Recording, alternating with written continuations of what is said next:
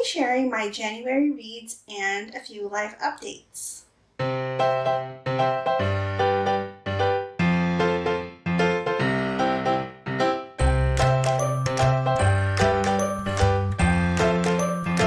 Hi guys, my name is Ezra and welcome back to my channel. So, I thought I was gonna have a great reading month in January, but unfortunately, I didn't. I also realized that I can't do two readathons at the same time, even though I tried. So the major readathon that I am participating in, because I am a co-host, is the Side Changelings readathon that I co-host with a few of my Booktube friends. I will leave a link in the description box below so that you can join us. Anyway, since I am co-hosting the readathon, that is my main priority. So I am focusing all of my efforts to reading the Side Changelings series. So we are reading 3 books every month, and these books are pretty long. I believe they are about 11 to 12 hours long, so it has been quite of a struggle reading them. Anyway, I am listening to the audiobooks for those, so it's a little bit easier, but I can't exactly read it in one sitting. So I ended up reading 7 books in January, and in the grand scheme of things, it's a little bit low for me, but because of things that happened in January, I think I did quite well. So I'm happy. And as you all know, my reading goal is actually just to read 1 book, and obviously I surpassed that goal by 6 books. And my other goal is to read and savor reading, so basically read slowly. So yeah, this is what I've been doing. So out of the 7 books that I read this month, I actually read 2 ebooks and listened to 5 audiobooks, which is pretty normal for me. I do listen to audiobooks more compared to reading ebooks. It's just easier for me to listen while multitasking. So let's break down the stats a little bit. I did read a total of 7 books. Out of the 7 books, I read 2 contemporary romances, 2 historical romances, and 3 paranormal romances. Out of the 7 books, I reread 3 of the books. So that's a total of 417 pages and 52 hours and 30 minutes of listening pleasure. So I'm going to be sharing the books that I read by rating, and I'm going to be sharing them by lowest rated first to highest rated, and then I will let you know what my favorite reads were for the month. Alright, so the lowest rated book that I read is actually a contemporary romance. It is Lies and Lullabies by Serena Bowen, and this is book 1 in the Hush Note series, and I rated it 3 stars. So this is actually a second chance romance, a small town romance, and a rock star romance all in one, and I expected to love it so much. So this series, I believe there are 3 books in this series, and they are written by different authors based on the rock group Hush Note. So the hero in book 1 is actually the lead singer for Hush Note. So he is the lead singer and composer, and if you look at the cover, the dude looks like Dave Grohl. And I kind of got the feeling that they wanted to make this a rock band. However, the book did not exude rock band to me. I felt like they were kind of like a pop-y band. Not that it's wrong, but I just thought it wasn't rock. So I do listen to a lot of classic rock and 90s alternative music. So I kind of pictured Hush Note to be like an alt rock band. And the overall tone of the book felt like it was more pop, if that makes sense. I did rate it 3 stars because the writing felt off to me. This is unlike any Serena Bowen book that I've read, it just, like, the first part of the book felt like it was written very young. Well, the heroine in this book is a little bit younger in the first part, and then 5 years pass before we actually get the second chance romance.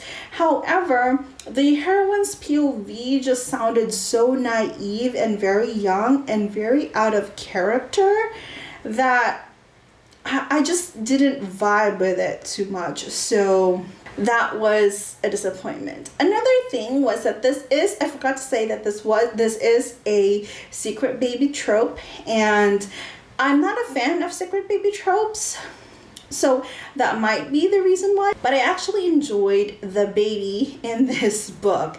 So she's about 4 or 5 years old by the time the hero finds out that he has a kid. And she is a delight. So I liked her, but just the overall tone was something that I just didn't care for. So let's move on to my 4-star reads.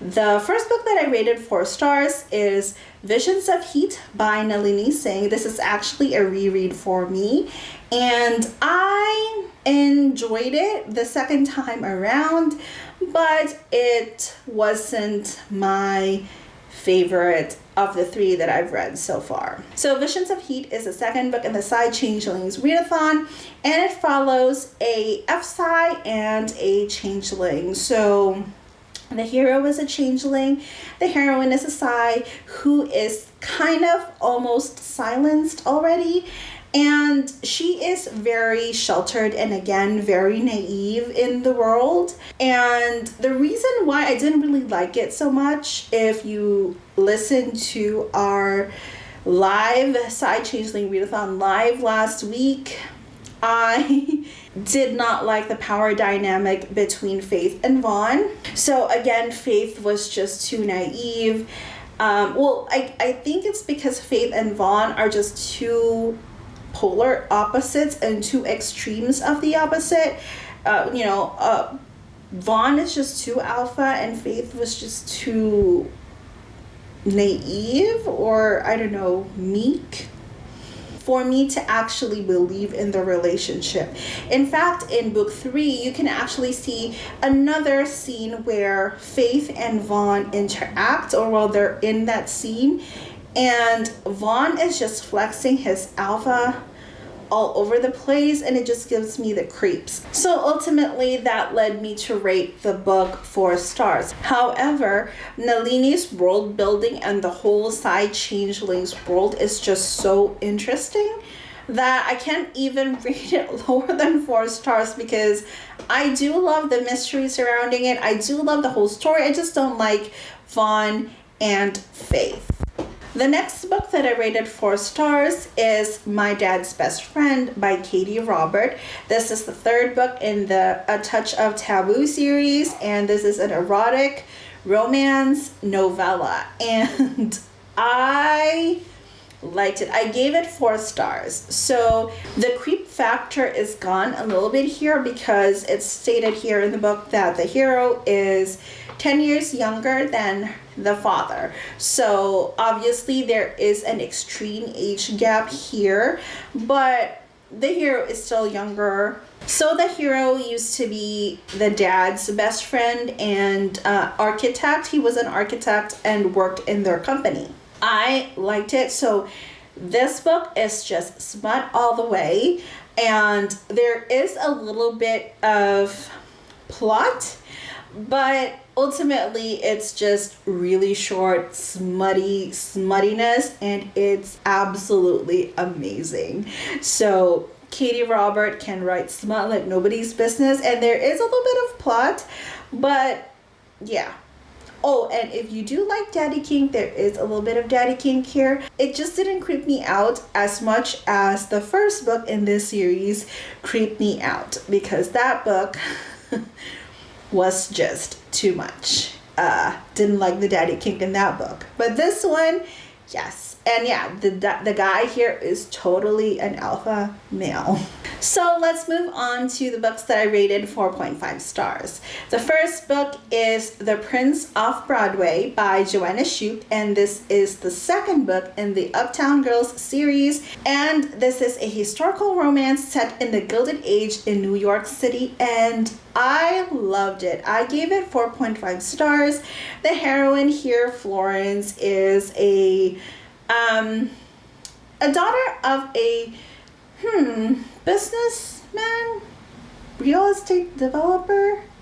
It's not really said, but she is part of society. She shuns society, and she wants to build a casino specifically for females. And so she approaches the hero, who is the owner of one of the most successful casinos in New York, and asks him to teach her how to start a casino. And wow, this is actually a little bit steamier, but I absolutely love it. And man, everybody who recommended this book to me is absolutely correct. The whole book, the plot is amazing, steaminess, and just perfection. Now, my only gripe here is I absolutely hated the hero Clay at one point, and at one point I actually wrote down on my notes that I wanted Florence to just kick him out and just do her HEA on her own and build her own freaking casino, because I hated Clay. But ultimately I did love his grovel, and I can see why Florence forgave him. Now, the thing that actually gave this book an additional 0.5 stars for me was the epilogue, because the epilogue does end positively. Clay and Florence end up, well, Florence ends up opening the casino, the women's only casino, and she actually moves out and lives with Clay without the sanctity of marriage. And this is pretty progressive for, early 1900s New York. And it also included that she's not really a fan, or she doesn't really care for kids. And yeah, it feels like every romance epilogue has them happily married with kids. And it's really refreshing to read a romance without kids in the end, and with a hero and heroine happy without the kids, because just because you don't have kids doesn't mean you don't have an HEA, and believe me, I know. So 4.5 stars for that book. The next book that I gave 4.5 stars to is Caressed by Ice by Nalini Singh, and this is the third book in the Psy Changeling series, and this is a romance between a Psy and a Changeling. So the Changeling here is the heroine, and the Psy is the hero. So this book is everybody's favorite book, and the reason why I gave this 4.5 stars is actually because this is an extreme slow burn romance. So if you guys don't know, Psy have no emotions at all. They go into silence, and that basically means all the emotions are removed from their lives. They don't feel anything. And our hero, Judd, here is actually an arrow. So basically an arrow is a Psy assassin, and basically they are the assassins to the council. Now, obviously, he is an extremely tortured hero. He does have a very sad backstory, and he basically, him and his family, the Lauren family, left the Psy, and the Psy, well, basically the Psy council thinks that the family is dead. So this romance is the hero. Well, this romance is an extremely slow burn romance, and I absolutely hated that it was slow burn.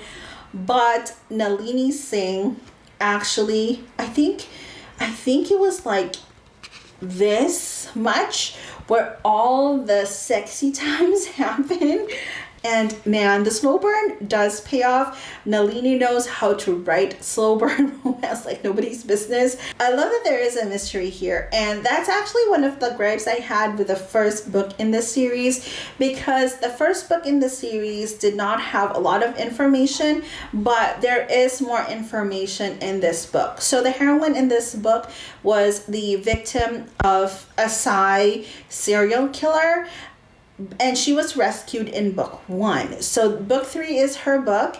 So everything that happened to her is actually in this book. So we do get more information. We do get more horrifying scenes, which what I was looking for in book 1. And I think Nalini did a good job of not putting that in there, because it should be in Brenna's book. So this is really great.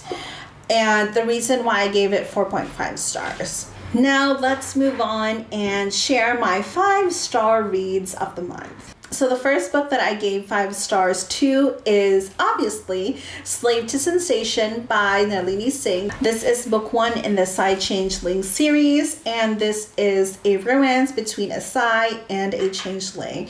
So the hero is the Changeling here, and the Sai is the heroine. I absolutely love Sasha and Lucas's romance, and on my second reread, this is actually a reread, on my second reread, I can actually see the chemistry develop between the two since the time where they met. So I love this book so much. Not only that, this book really was a great gateway to the whole Sai Changeling universe, because it is an alt universe set in the United States. So everything, like the way that the world building is done is actually showed to us, since this book is in Sasha's POV. And she's never met any changeling. She has no friends that are changeling. She's never been exposed to the changeling culture. So when she's actually in the changeling territory, she gets to know what the changelings are and what their culture is a little bit. So that's how we know. And I think that's masterful storytelling here that Nalini has done. It's absolutely great. There's no info dump at all.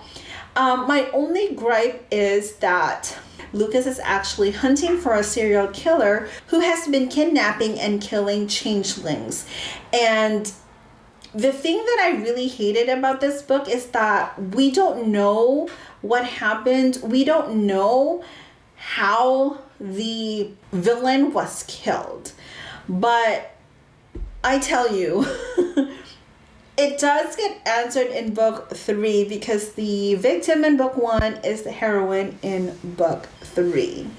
So very masterfully done. Still 5 stars on my second reread, and I actually noticed more nuances and other things that I missed on my first reread. Now my other 5-star read is actually another reread, and it is His Forbidden Touch by Shelley Thacker. If you notice, this book is actually pretty old. This is my OG copy that I brought with me from the Philippines, and it's been loved so much because I reread this book multiple times. And if you look at the step back, step back is absolutely gorgeous. So I just noticed that this book has all the tropes. This is a bodyguard romance. This is a royal romance. This is a forced proximity romance. This is a forbidden romance. This is a brother's best friend romance. And this is an enemies to lovers romance. I think I mentioned all the tropes in this book, but this book has all the tropes.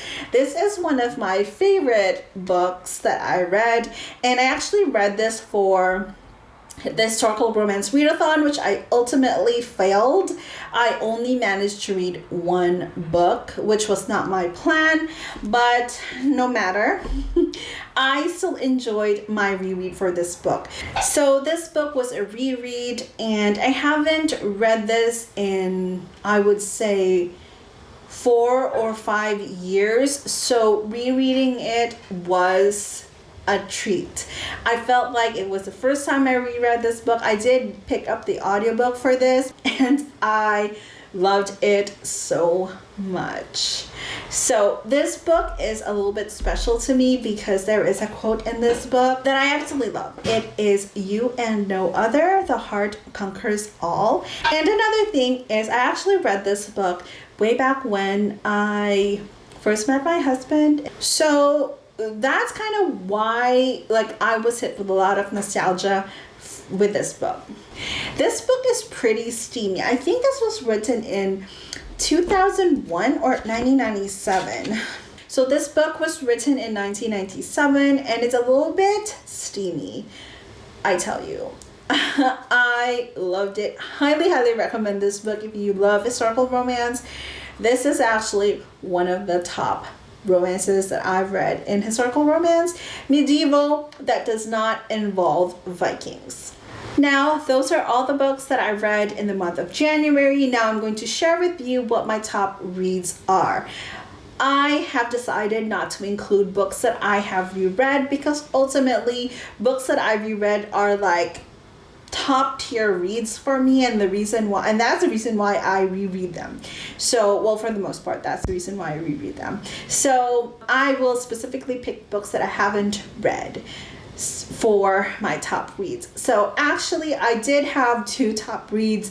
Basically those are my 4.5 star reads because both are great in their own right and I can't choose. So those books are, of course, Prince Off Broadway and Caressed by Ice.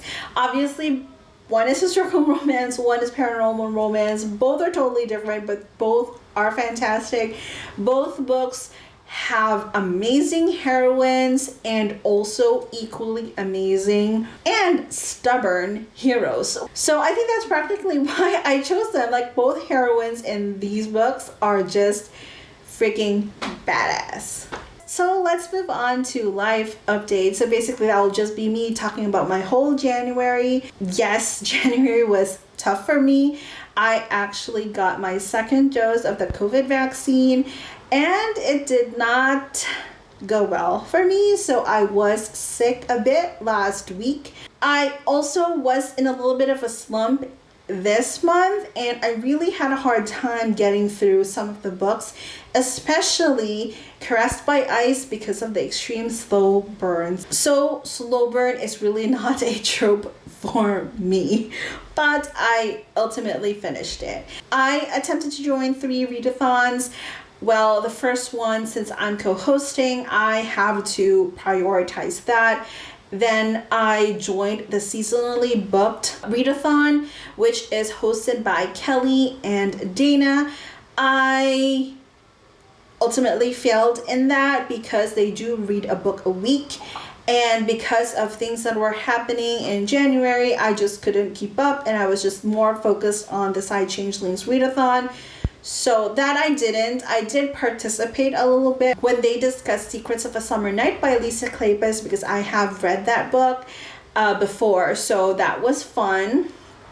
Then I also attempted to join the historical romance readathon and I had like 4 books that I planned to read and I ultimately failed that since I only read 1. So that's that. I don't know if I'm going to be joining any more readathons. Probably readathons that are monthly will be ideal. There are a couple of readathons in February that I'm looking forward to, but I don't know if I can commit. So I'm not going to have a TBR or anything. I'm just going to see if I can read as much as I can. And I'll try to see if I can follow their bingo board and just do 1 bingo. So hopefully I get 1 or 2 books that can do the bingo. I already have an idea of what books I want to read, but again, I'm not going to be sharing a TBR because ultimately if you watch my December TBR video, you would see that I never really read any of the books there, probably like 3 or something. So I think I'm just gonna nix my TBR videos for now. All right, another thing that happened to me in January is that I started doing my digital journal. I will be sharing how I set up my digital journal, and I'll also be sharing a flip through of my digital journal. So this is basically a digital reading journal, so everything related to reading and vlogging, and of course maybe booktube. I did incorporate a little bit of that in there, so yay. So I'm also committing to a tracker. This is a spreadsheet that I have that I modified from one of Steph's at Novelty Corners tracker, and I added some stuff on there from my old tracker. So hopefully I'll have time to do that or share that with you in February. I already put all the information there for January, so when I share it to you, hopefully you'll love what I've done with it. Anyway, if you made it this far in the video, thank you so much for watching. Please let me know how many books you've read in January. Please let me know what your favorite reads are. And of course, let me know if you've read any of the books that I've read this month, because I want to hear your thoughts. Thank you so much for watching. And as always, don't forget to like and subscribe to my channel, and I'll see you in another video.